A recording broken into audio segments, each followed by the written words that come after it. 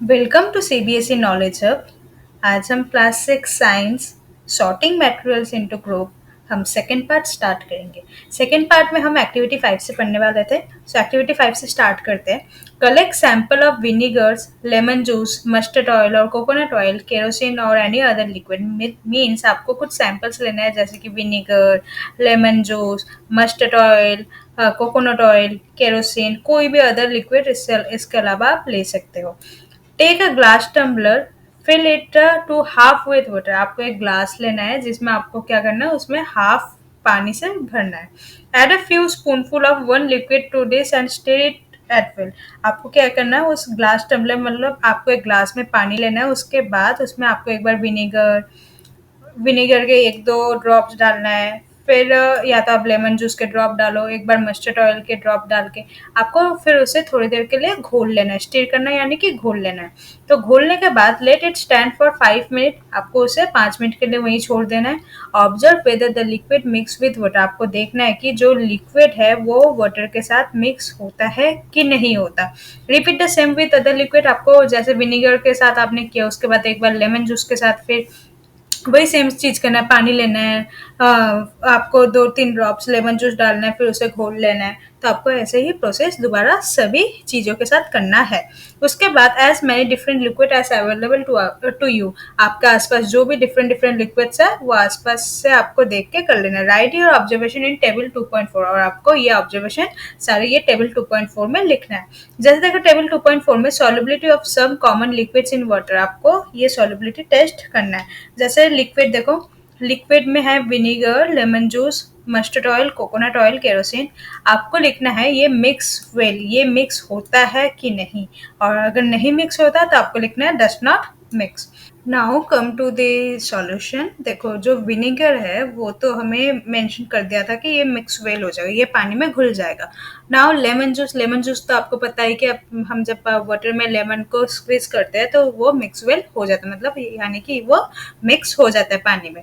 Mustard oil, oil जो है वो पानी में मिक्स नहीं होता, तो हम क्या लिखेंगे, does not mix. Coconut oil ये भी ऑयल है तो ये भी मिक्स नहीं होगा, सो यहाँ पर भी हम लिखेंगे डज नॉट मिक्स।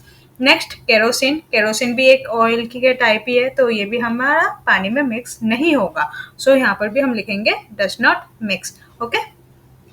अभी हमने एक्टिविटी से क्या सीखा कि कुछ कुछ जो लिक्विड्स होता है वो पानी में घुल जाता है कंप्लीटली, और कुछ कुछ पानी में नहीं घुल पाता।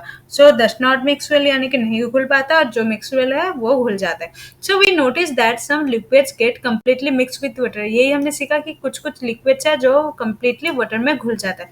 सम other do not mix with water and form a separate layer. कुछ कुछ जो है वो बिल्कुल पानी में घुलता नहीं है, उनका अलग से लेयर हो जाता है, जो अलग कुछ टाइम बाद वो सेपरेट हो जाता है। जैसे हमने देखा कि जब हम ऑयल को पानी में घोल रहे थे तो पानी नीचे था और ऑयल का जो लेयर था वो ऊपर था, तो वो अलग से वो मिक्स नहीं हो पाता, तो वो अलग लेयर बना लेता है। So देखो, Bhujo suggests that we also check if the liquid that we use in activity 5 mix well or some liquid other than water। मतलब इस एक्टिव भूजो ने सजेस्ट किया कि इसके अलावा भी क्या हम जो भी लिक्विड्स हमने यहाँ पर एक्टिविटी मिले है इसके अलावा भी आप कोई भी लिक्विड के साथ एक बार ट्राई करके चेक कर लो कि कौन कौन सा लिक्विड घुलता है, पानी में डिजॉल्व होता है, कौन कौन सा डिजॉल्व नहीं होता। Paheli is curious to know whether gases also dissolve in water. Paheli को एक क्वेश्चन है कि पानी में क्या गैसेस भी घुल सकता है, तो ये हम चेक करेंगे।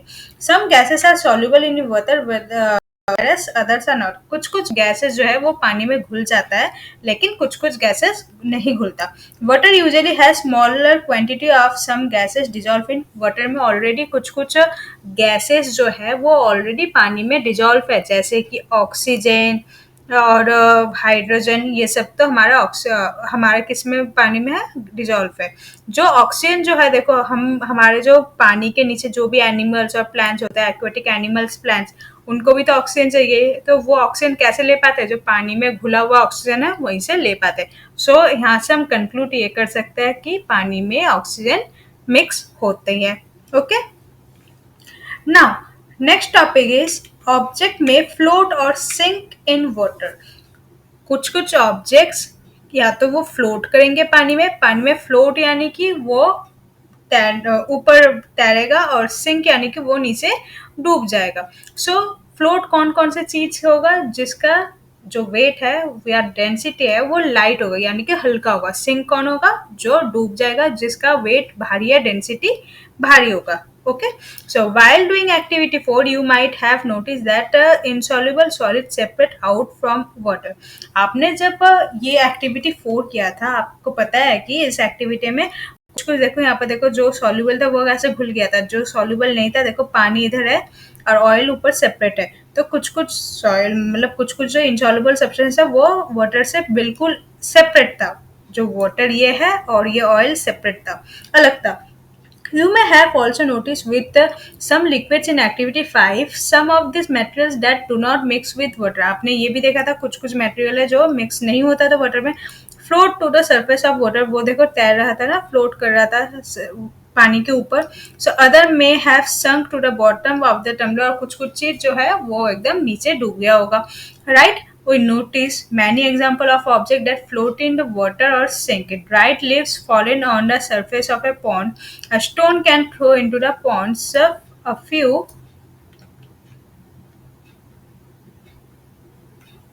drops of honey that you let fall into a glass of water, what happened to all of this।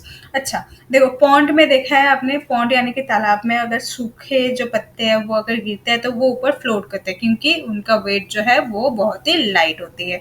फिर अगर आप पॉन्ड में ही एक स्टोन फेंकोगे तो स्टोन फेंकने के बाद आपको क्या पता चलेगा कि स्टोन तो नीचे सिंक हो जाता है यानी कि डूब जाता है क्योंकि उसका डेंसिटी भारी होता है। अगर आप पानी में अगर हनी को डिजोल्व करोगे तो क्या होगा, आपको रिजल्ट आपको बताना होगा। सो भूजो would like to you give him 5 example of each of object that float and those that sink in water। What about testing this same materials to see if they float or sink in other liquids like oil. तो आपको ऐसे ही कोई 5 material लेना है जो float करेगा और जो 5 मटेरियल ऐसे नाम बोलो जो सिंक करेगा। देखो फ्लोट कौन कौन सा करेगा, जैसे सूखे पत्ते, ऐसे नॉर्मल पेपर, छोटे वुड लकड़ी के टुकड़े, ओके, ऑयल, ये सारे कुछ फ्लोट कर जाएगा। और सिंक कौन सा हो जाएगा, stone, iron nails, iron keys या कोई भी भारी चीज, ये सब क्या होगा, सिंक हो जाएगा। ओके, नाउ नेक्स्ट टॉपिक है ट्रांसपेरेंसी। ट्रांसपेरेंसी में हम 3 चीज पढ़ेंगे। एक है ओपेक, ये देखो यहाँ पर लिखा है ओपेक, नेक्स्ट है ट्रांसपेरेंट एंड लास्ट वन है ट्रांसलूसेंट मटेरियल। बहुत ही इंपॉर्टेंट टॉपिक है तीनों ही, ट्रांसपेरेंट, ट्रांसलूसेंट, ओपेक से आपको क्वेश्चन पूछे जाएंगे। You might have play the game of hide and seek. think of some place where you would like to hide so that you are not seen by others। आपने hide and seek यानी कि छुपन छुपाई तो खेला ही होगा, तो आप कुछ ऐसे सजेस्ट करो कि आप कहाँ पर छुपोगे ताकि आपको कोई देख ना पाए।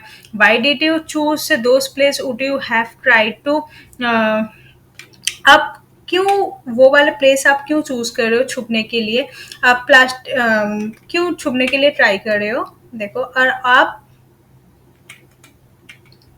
Hide behind a glass window, और आप क्यों ग्लास के पीछे नहीं छुपते। Obviously not as your friend can see through that you spot you. अगर आप कोई ग्लास यानी कांच के पीछे छुपोगे तो आपके फ्रेंड ऑब्वियसली आपको ढूंढ लेगा, तो आप नहीं छुपोगे ना वहां पर। Can you see through all the materials, दो सब्सटेंस और materials through which things can be seen clear are called transparent. बहुत इंपॉर्टेंट है।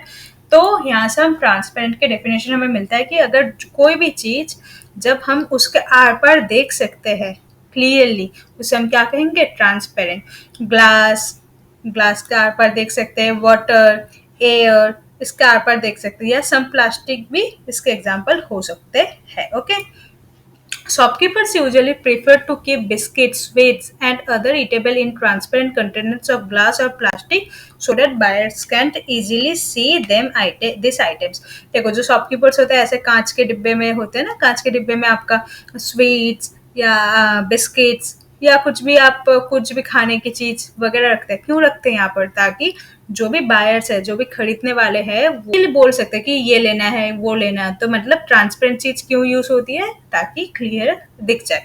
सो ट्रांसपेरेंट का मतलब आई होप क्लियर हो गया कि ट्रांसपेरेंट वो होते हैं जिसका जिसके आर पर हम देख सकते हैं। Okay, next, on the other hand there are some materials through which you not able to see. कुछ ऑब्जेक्ट होते हैं जिसके हम आर पर बिल्कुल नहीं देख सकते। This materials are called opaque. ये मटेरियल होते हैं, इसे हम ओपैक कहेंगे। You can not tell what is kept in close wooden box, a cardboard carton or a metal container. देखो, कुछ चीज ऐसे होते हैं जिसका हम आर पर नहीं देख सकते। अगर एक वुडन बॉक्स है, हम क्या बोल सकते हैं कि इसके अंदर क्या है बिना देखे? या कोई वॉल है, वॉल यानी कि दीवार है, दीवार के आर पार क्या है हम नहीं देख सकते ना, तो इसे हम ओपैक कहेंगे। जिसका आर पार हम नहीं देख पाएंगे उसे हम क्या कहेंगे? ओपैक। ओके, जैसे कि एग्जांपल में देखो, वुड, कार्डबोर्ड, मेटल, ये ओपैक के एग्जांपल्स होंगे। Do we find that we can group all materials and objects without any confusion as either opaque और ट्रांसपेरेंट? सो आई होप आपको ओपैक और ट्रांसपेरेंट का मतलब समझ आ गया कि ट्रांसपेरेंट में क्या होता है, जिसका हम आर पार देख सकते हैं, और ओपैक का मतलब क्या है, जिसका हम आर पार नहीं देख सकते। अगर मैं आपको क्वेश्चन पूछूं कि आप हाइड एंड सीक खेलने के लिए कौन से चीज प्रेफर करोगे, ट्रांसपेरेंट मटेरियल या ओपैक मटेरियल, तो आपका आंसर क्या होना चाहिए? ओपैक मटेरियल, क्योंकि इसके आर पार नहीं देख सकते तो आपके फ्रेंड इजीली आपको ढूंढ नहीं पाएंगे। Okay,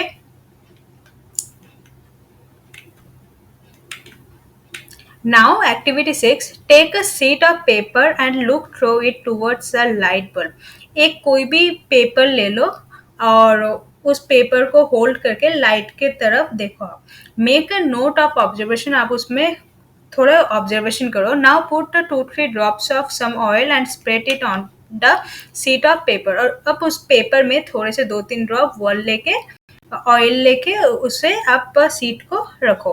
look again towards the light bulb through the portion of the paper on which the oil has been spread. जहां पर भी जो ऑयल है वो ड्रॉप हुआ है उसके आसपास से देखो कि आपको क्या दिखता है। Do you find that the bulb is more clearly visible than before. तो आपको पहले पेपर में कैसे दिख रहा था होगा कि आपको आगे पीछे पेपर के थोड़े बहुत दिख रहे थे, लेकिन अब जब आपने ऑयल डाला तो उस ऑयल वाले पैड जगह से अब जब देखोगे आपको कैसा दिखेगा कि वो थोड़ा सा बल्ब जो है थोड़ा विजिबल हो गया, मतलब और आपको क्लियर दिख रहा है। Perhaps not the material through which object can be seen but not clearly are known as translucent. लेकिन आपको दिख तो रहा है लेकिन प्रॉपर क्लियर वे में नहीं दिख रहा बल्ब, तो उसे हम क्या कहेंगे? ट्रांसलूसेंट। मतलब ट्रांसलूसेंट का मतलब क्या है? कोई भी चीज जिसके आप आर पार देख तो सकते हो लेकिन प्रॉपर नहीं, क्लियर नहीं, आई मीन ब्लर देखोगे आप, तो उसे हम ट्रांसलूसेंट कहेंगे। Remember the oily patch on paper when we test food items is present of fat. आपको याद है हमने ऑयली पैच टेस्ट किया था प्रेजेंस ऑफ फैट में, चैप्टर 1 में, कंपोनेंट्स ऑफ फूड में, वही है। तो दैट वाज ट्रांसलूसेंट, उसे हम ट्रांसलूसेंट कहेंगे। Can you think of some more example of translucent material? Translucent material का और कोई एग्जांपल दे सकते हो? हाँ जी, क्यों? केक के नीचे जो हम पेपर यूज करते हैं जिसे हम बेकरी केक कहते हैं या तो बटर पेपर कहते हैं, उसे भी हम ट्रांसलूसेंट के एग्जांपल में ले सकते हैं। कुछ कुछ ऐसे मिरर्स भी होते हैं जो ट्रांसलूसेंट आते हैं। Okay, We can therefore group material as opaque, transparent and translucent. So opaque मतलब जिसका आर पार नहीं दिखेगा, ट्रांसपेरेंट मतलब जिसका आर पार दिखेगा, ट्रांसलूसेंट मतलब जिसका आर पार दिखेगा लेकिन क्लियरली नहीं दिखेगा। ओके, क्लियर है? नेक्स्ट, पहली suggest covering the glass of a torch with your palm at a dark place. Switch on the torch and observe the other side of the palm. She wants to know whether palm of our hand is opaque, transparent and translucent.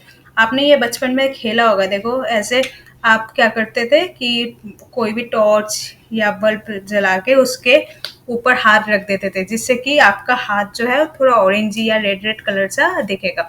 आप पहले पूछ रहे ये transparent है, translucent है या OPEC है, आपको बताना होगा। सोचो आप। We learned that the material differ in their appearance। तो हमने पूरे चैप्टर में अभी क्या पढ़ा कि जो भी मटेरियल्स है वो उसका अपीयरेंस यानी कि दिखने में अलग होता है, उसका शेप अलग होता है। And the way they mix in water other liquids, वो पानी के साथ कैसे खुलता है। दे में फ्लोट और सिंक, वो पानी में फ्लोट भी कर सकता है और सिंक भी कर सकता है। या तो हमने और एक क्या सीखा कि ट्रांसपेरेंट, ट्रांसलूसेंट, ओपैक, ये भी हमने सीखा। कि वो ट्रांसपेरेंट हो सकता है, ट्रांस ओपेक हो सकता है या translucent. Material can be group on the basis of similarity और डिफरेंस इन देयर प्रॉपर्टीज। तो पूरे चैप्टर में हमने क्या सीखा कि मटेरियल्स को हम उसके सिमिलरिटी के हिसाब से भी ग्रुप कर सकते हैं या तो डिफरेंस के हिसाब से भी ग्रुप कर सकते हैं। Why do we need to group material? अब हमें ये इंपॉर्टेंट क्वेश्चन है